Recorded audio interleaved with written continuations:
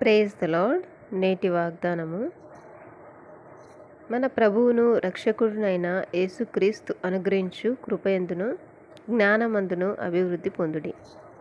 2 పేతురు పత్రిక 3వ అధ్యాయము 18వ వచనము.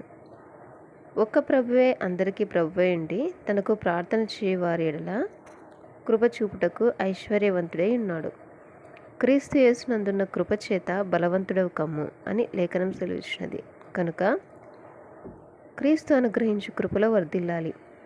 ఈ లోకమిచ్చే జ్ఞానంతో కాకుండా ప్రభు అనుగ్రహించు పైనుండి వచ్చు జ్ఞానంతో అభివృద్ధి. పైనుండి వచ్చు జ్ఞానము మొట్టమొదట పవిత్రమైనది, తర్వాత సమాధానకరమైనది, మృదువైనది, సులభంగా లోబడినది, కనికరంతోనూ మంచి ఫలములతోనూ నిండుకున్నది, పక్షపాతమైనను వేషధారణైనను లేనిదియునైనది. కనుక ప్రభు అనుగ్రహించు కృపలో జ్ఞానంలో మనము అభివృద్ధి పొందాలి.